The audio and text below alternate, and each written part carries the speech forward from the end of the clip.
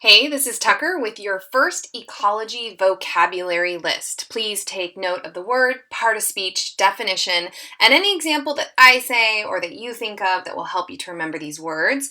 And please, if I'm going too fast at any point during the recording, just pause the video. The first word is ecology, and it's a noun, and it means the study of how things interact with one another and how they interact with their environment. And so if you break up the word eco and ology, you have actually a prefix in eco that should get you thinking about the environment. So it's having to do with or relating to the environment. And ology is actually the study of something. So it's a branch of study. So if you put them together, hopefully it will help you to remember that ecology is the study of how living things interact with each other and how they interact with their environment, right? The next word is ecosystem. Again, you're going to see that prefix eco, which should make you think of something having to do or relating to the environment.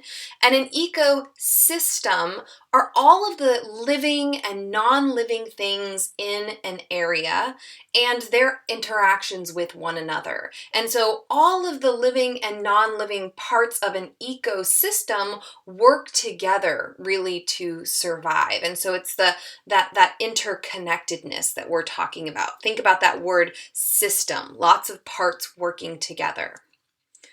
Abiotic factor, it is a noun. It's a phrase that basically means any part of an ecosystem that is not alive or living or has never been alive. And so when we think about things like weather is a part of an ecosystem, but it is not a living part of an ecosystem. So that's really an important distinction.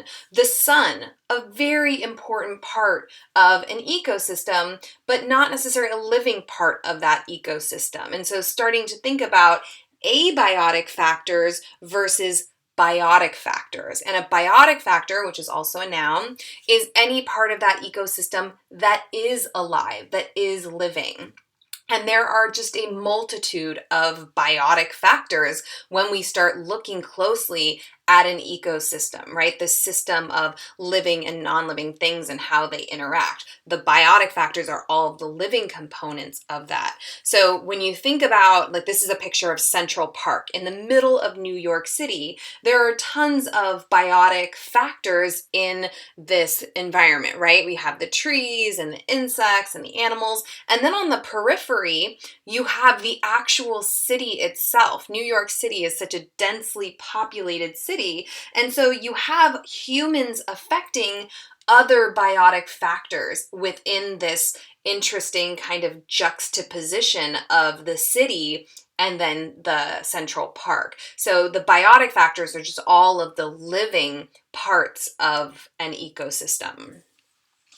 Adaptation is a noun, and an adaptation is a characteristic that helps an organism, a living thing, to survive in its environment.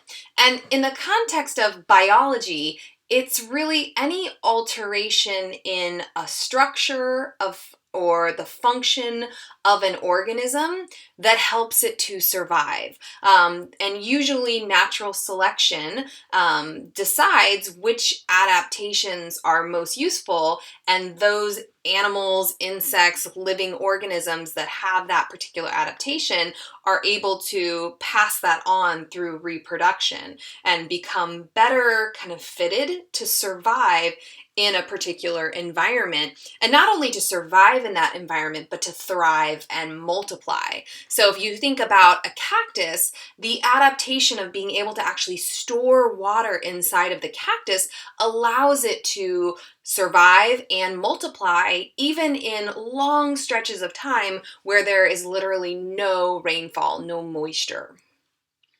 Biome is a noun, and a biome is a plant and animal community that covers a large part of the earth. Now, biomes include desert biomes, aquatic biomes, forest biomes, tundra biome, and land or grassland biome. And so if you think about these are these are communities that are very large. They cover large amounts of the earth. When we think about the aquatic biome, we're talking about oceans that cover enormous areas of the earth and are home to millions of different fish species. The next word is detritivore, and this is an organism that feeds on and breaks down plant or animal matter. And these organisms, like earthworms and fungus, are so important to our ecosystems. They really help to decompose that crucial organic matter so that the energy and the nutrients from that matter can be returned into an ecosystem. So when we think about detritivores, we should be thinking about bacteria, fungi, earthworms or worms that again break down matter, whether it's plant or animal matter, so that they can be returned back into the ecosystem. A community is a noun. Now, we know what the word community means when we talk about our class community. Well, we can apply the same kind of ideas to a community when we talk about ecology, a group of living organisms in a certain area. So when we think about a community, it's really how that group lives together, survives together in a particular area. So we think about, monkeys as having a community. They have relationships, they share a physical space together. They have a very clear community. Consumers are, this word is a noun, and they're any organism or organisms that survive by eating other producers or other consumers in an ecosystem. So if we think about the word consume, it actually means to eat, to take in, and so consumers are any organisms that survive by eating other things in their ecosystem, whether those things are producers or consumers.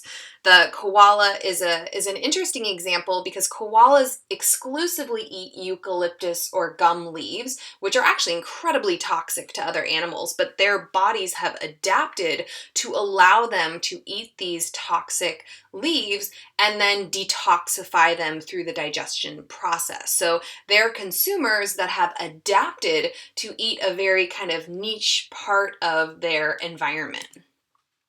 Carnivore is a noun, and it's an organism that eats only other consumers. So basically, they're meat eaters. So if you think about carne in Spanish, meaning meat, it might help you to remember that a carnivore is a meat eater. So one of the classic meat eaters in nature is definitely the lion, and only survives by eating the meat of other animals.